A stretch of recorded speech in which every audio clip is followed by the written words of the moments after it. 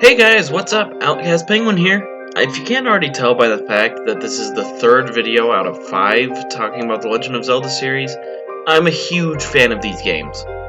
Today I want to talk about my favorite game in the series and quite possibly my favorite game in general, The Legend of Zelda Majora's Mask. There are about 2 types of people who have played this game.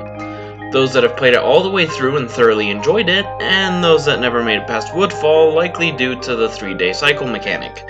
I will personally pretend that the second group does not even exist, because they didn't really give it enough of a chance. So, in all actuality, the 2 groups of people are those that love it, and those that haven't played it enough. Joking and generalizing aside, however, I feel that this game really is a standout for the series, and for a number of reasons, but I'm not alone in this. This has to be the Zelda game that most people are still having the hardest time to figure out, and as a result, plenty of people are still constantly discussing it. What even is it?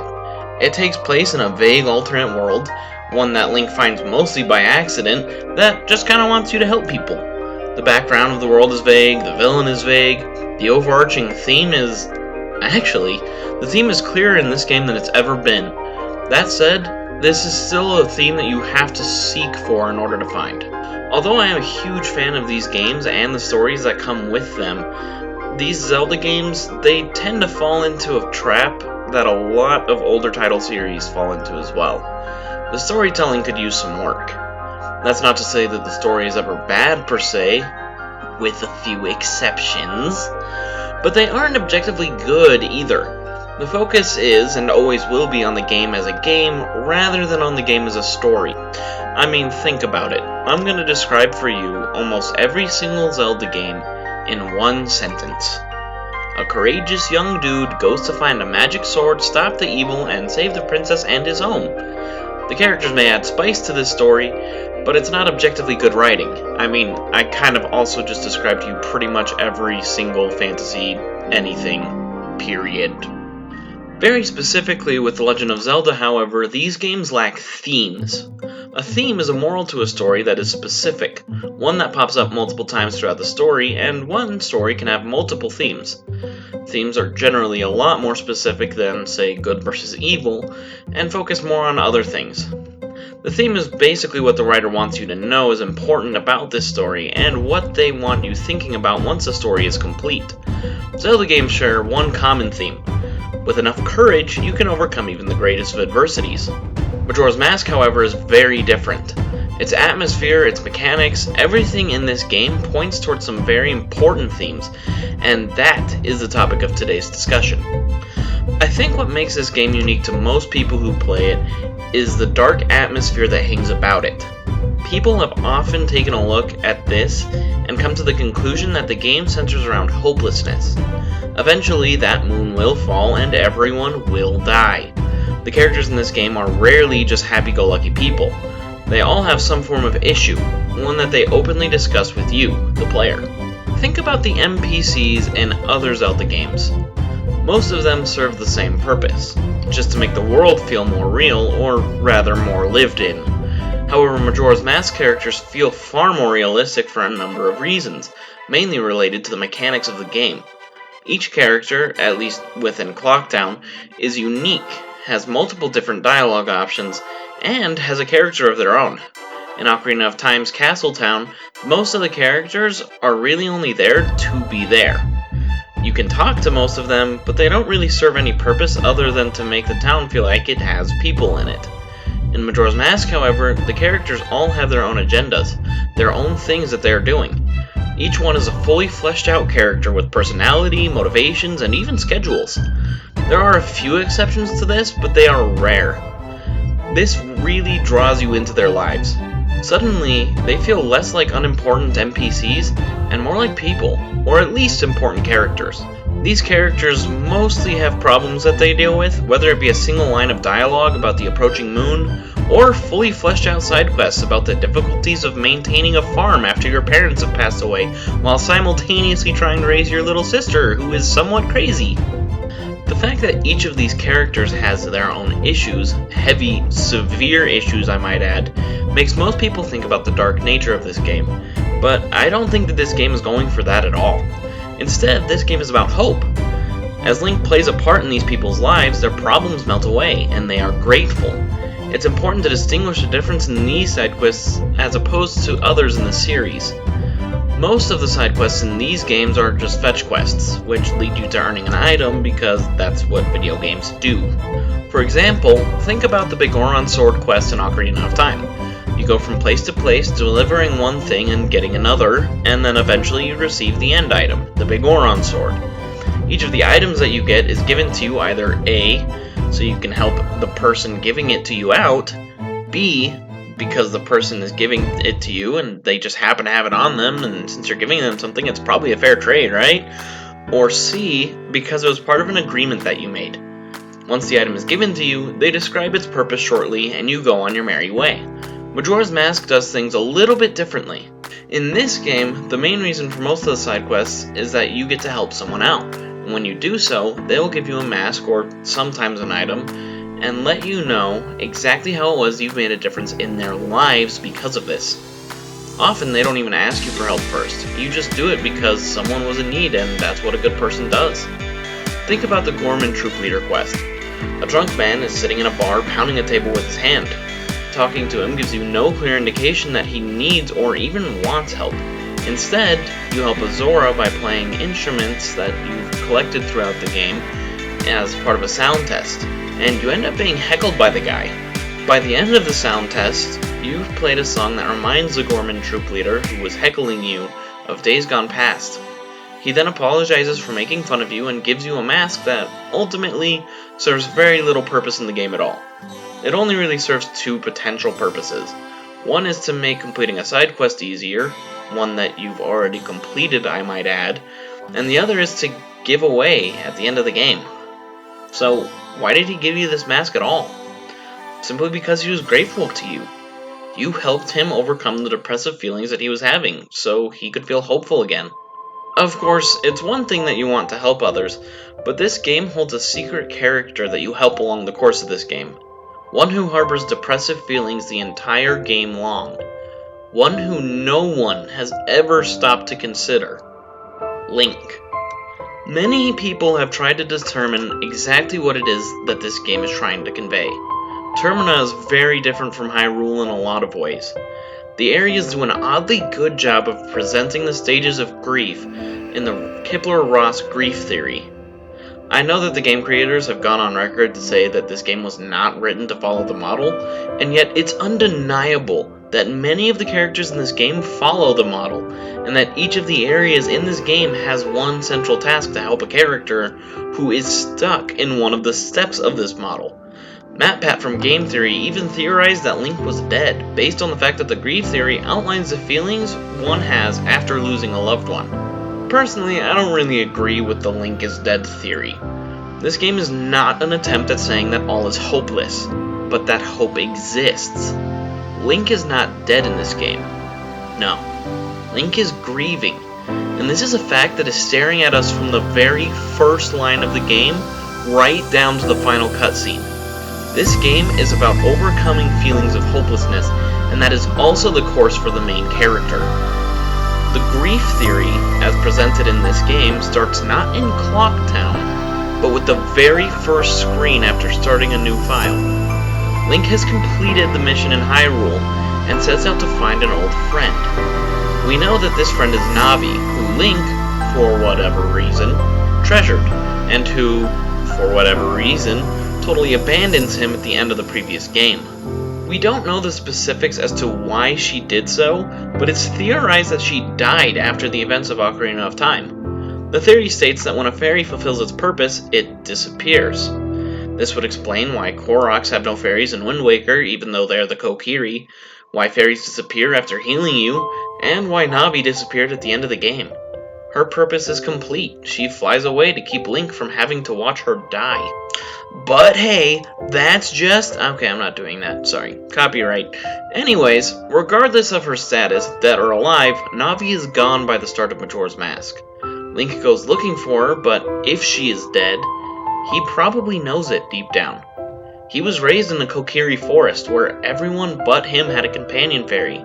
He spent his entire adventure using fairies to sustain his life force. If anybody knows about fairies, it's him. That means that he would likely know that Navi is dead, if in fact that is how fairies operate.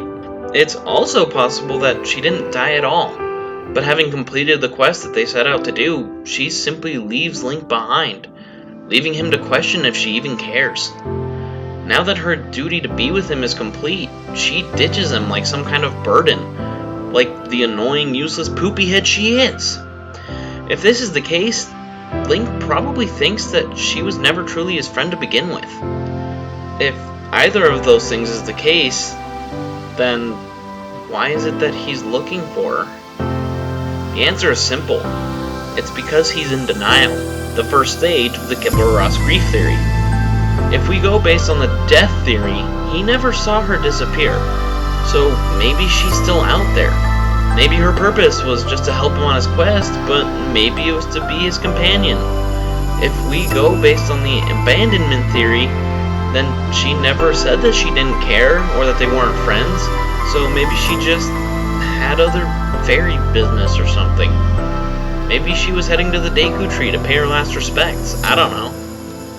In either case, he doesn't want to admit that she's gone, that she left him. He starts by heading back to where they first met, to both of their homes, the Kokiri Forest. Asking those who he grew up with yields him no results, however, and he's forced to look in the surrounding areas. He enters the Lost Woods and continues his search, but finds himself as lost outside as he is inside. She's nowhere to be seen, and the area around him is unfamiliar. As he looks around himself, he's assaulted by the Skull Kid and his two fairies. Skull Kid steals his horse and ocarina and scoots on out of there. He pursues the Skull Kid, falls down the hollow insides of a tree, and ends up in Termina. This is how the game starts. But because of the Zelda formula, that's all it appears to be. The beginning of the game. Why is Link looking for Navi in the woods? Because that's where he needs to be for the game to start. Why does he forget about this almost immediately? Because that's how the story needs to progress.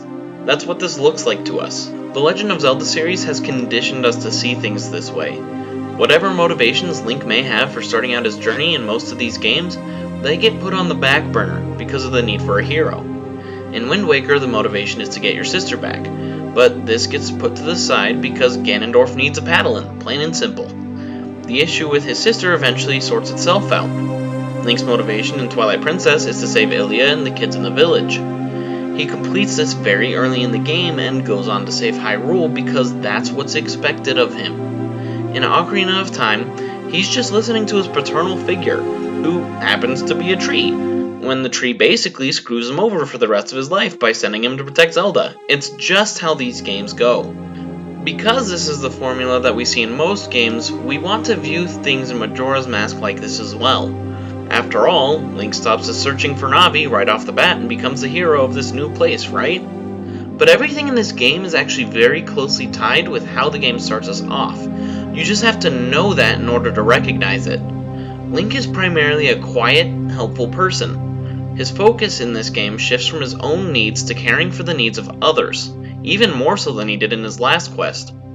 However, all of these people are in various states of disarray, just like he was at the beginning of the game. He helps them because that's what he does. The first stage that Link has to go through is denial, the one that he starts the game in. Here he watches as people live out their normal lives, mostly ignoring the oncoming threat. The Swordmaster, for example, says that the moon isn't even falling, but if it were, it wouldn't matter anyway, since he could just cut it in half. People slowly and surely learn the dangers that are facing them. Some evacuate the town, others shiver and quake in fear, and Link just does what one of great courage would be expected to do. He goes after the real issue, Skull Kid. After the stage of denial, you go on to Woodfall, where you get to deal with a lot of angry people. Or, in this case, I guess they're angry scrubs. Angry scrubs. The Deku King is angry about the loss of his daughter and lashes out against a monkey, one that was actually attempting to help his daughter in the first place. Link rescues the daughter, brings her back, and saves the monkey. The king is pacified and his subjects are with him. The next stage that you go through in this game is bargaining. Darmani, a Goron, has died and tries to reason with you, a person who can see ghosts, and must then clearly have some kind of magical capabilities to bring him back to life, so that he can stop the threat assaulting his village. It's not so much that he is sad that he's dead. He can't bear the thought that he has failed his people, that he wasn't enough, and he's willing to give up or do anything to fix that. But he can't. Instead, Links help him to find peace, and promises to take on the issues that Darmani couldn't resolve on his own. The next step in this game is depression. Lulu, the Zora, has a boyfriend with whom she was about to have kids. However, the eggs got stolen by pirates, and her boyfriend went out to find them, but got injured in the process. She doesn't know where her boyfriend ended up, and she ends up going into depression, and refuses to talk to anyone. Link finds the boyfriend on the brink of death, and similar to Darmani, helps put him at ease before assuming his role, rescuing the eggs, and letting Lulu know that everything is going to be alright. She then goes back to the way she always was. The final stage in the Kipler-Ross grief theory is acceptance. This is represented in Iconic Canyon. Here you help the Commander Keaton along with several other undead to come to terms with their own deaths, letting them know that the war between the Kingdom of Yakana and a foreign threat is now long since over. You also receive the light arrows in the Stone Tower Temple, which are used as a reference and a symbol of truth and justice in a few lines of dialogue throughout this game. This symbolizes acceptance of the truth. Interesting thing to note, however, is that throughout the entire duration of this game, Link does not show most of the signs of being in any of these stages, or overcoming his own grief. The only stage that he has gone through personally at this point in the game is denial, and he's still in denial. Throughout the entire course of this game, he refuses entirely to even deal with his own issues. He is complacent with quietly and compliantly taking care of everyone else's problems for them and ignoring his own. However, he does confront them in this game. In the final area of the game, the moon, you find 5 children, each of them wearing a mask that was worn by each of the different bosses in this game. You play hide and seek with 4 of them, but when you find them, they each ask you poignant questions. It's also worthy of note that they will only talk to Link. They will not talk to Link if he is wearing a transformation mask, which could mean that they want to know what you really think, and they don't want you to wear any masks, literal or metaphorical, while you answer their inquiry. The Woodfall child asks, "Your friends, what kind of people are they? I wonder, do those people think of you as a friend?" The Snowhead child asks, "You, what makes you happy? I wonder, what makes you happy? Does it make others happy too?" The Great Bay child asks you, "The right thing, what is it? I wonder, if you do the right thing, does it really make everybody happy?" And the Iconic child asks, "Your true face, what kind of face is it? I wonder, the face under the mask, is that your true face?" The final kid is wearing Majora's mask. Rather than running around the tree like the other children, he just sits there. He also wants to play if you speak with him, but it seems that no one else wants to play with him. I think that the reason behind all 5 kids being here is that they aren't really kids at all. Nothing about this space really feels real. I believe that this place is constructed by Majora to weaken Link psychologically, one based heavily on the psyche of Link at this point in the game. Link is represented by all of the children in their own worlds, and by the kid sitting under the tree in the main area. I think that the questions that the children are asking Link are questions that he is asking himself. He feels alone. He's starting to think that maybe the reason Navi left him is because she didn't care about him. He thought of her as a friend, but did she think of him that way? He spent his whole life since the Deku Tree died trying to help people, and yet the only one who was really a good friend to him left him once it was done. Did the times that he thought were so good that he'd enjoyed with her mean anything to her at all? Or to anyone for that matter? He'd always tried to help people, but it seems that he was just used and abandoned in the end? Did doing the right thing have any positive result? Was it worth it?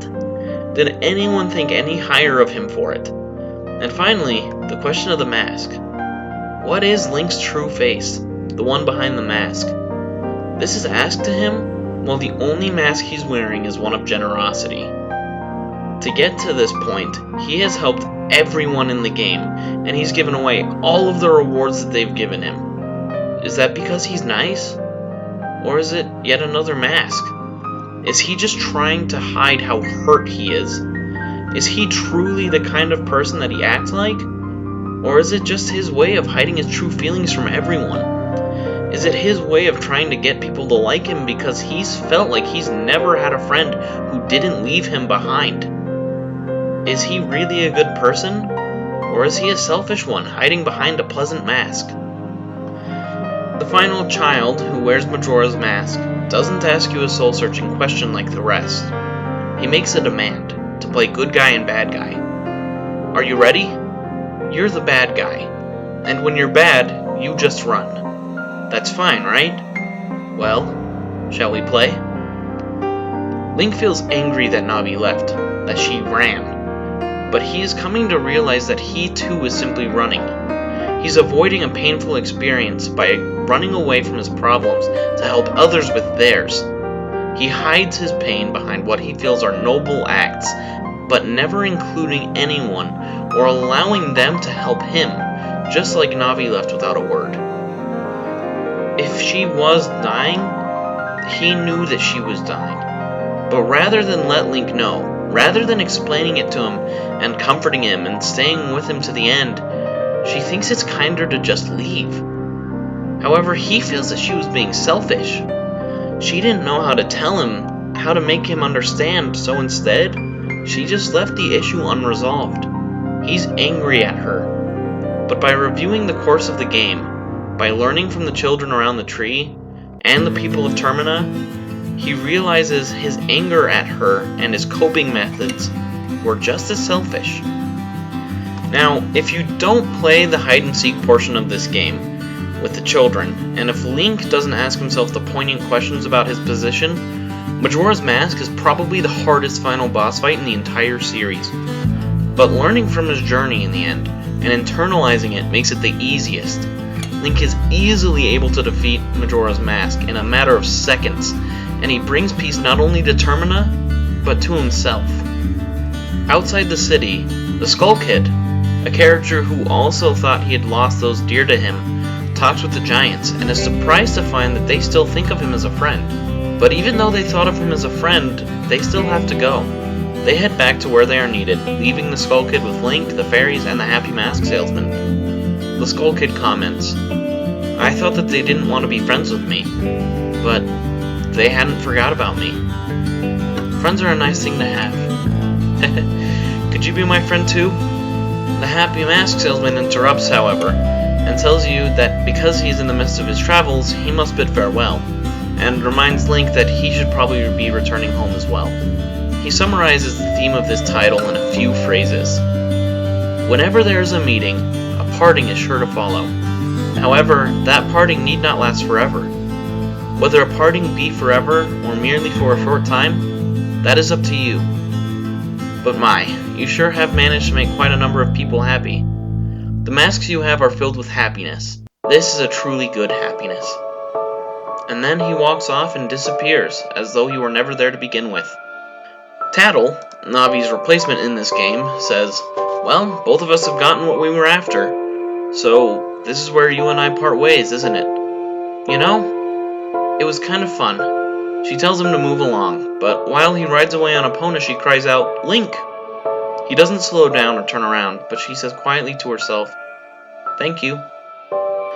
All of the dialogue in this ending section after you've done everything in the game serves to answer the questions that the children ask you in the Moon section. His friends do think of him as friends.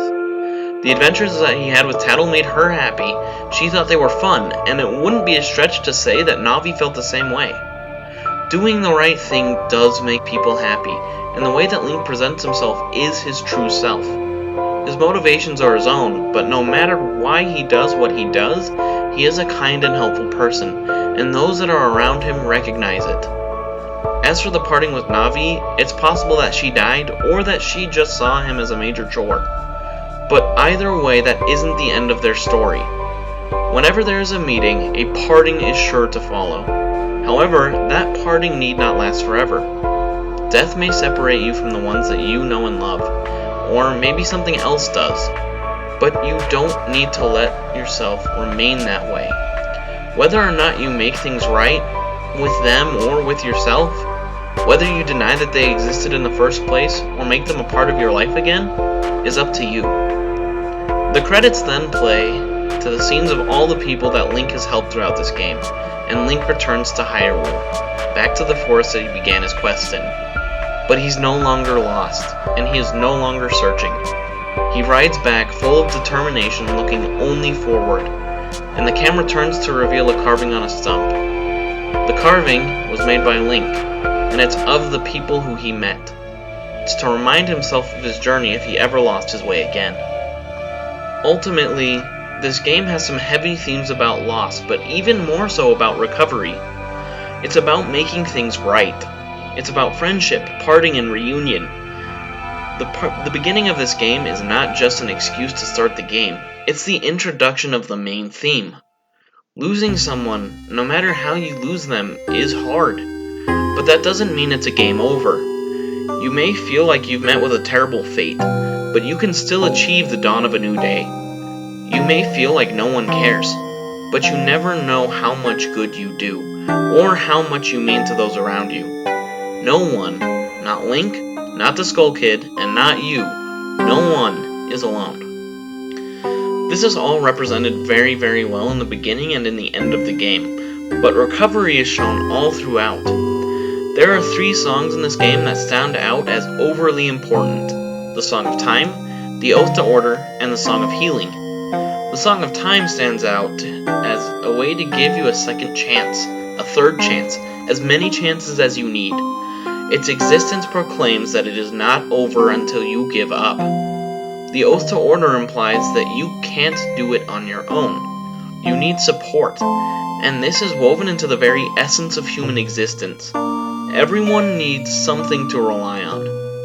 And the Song of Healing shows that sometimes problems must be solved differently than you might think. The amount of times that you need the Song of Healing for any reason other than to fix a sign or, hear the song is 4.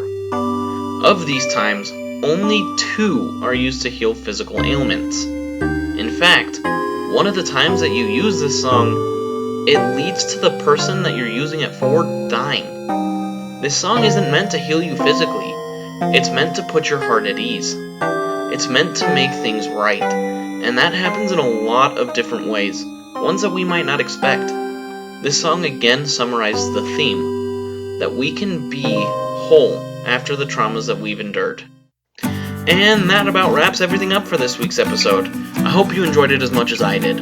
Honestly, this game is a masterpiece when you stop to take a look at it. It's so much deeper than you can know at a glance, even after years and years of playing it. And that's part of what makes it so great. I hope that you can see this game in a new light now. None of us are really outcasts. We just have to look harder. Okay, so I do plan on making a video next week, but I'm still kind of looking for a topic. If you guys have any suggestions, let me know in the comment section. I really look forward to hearing from you guys. Until then, thanks for tuning in, and this is Outcast Penguin signing off.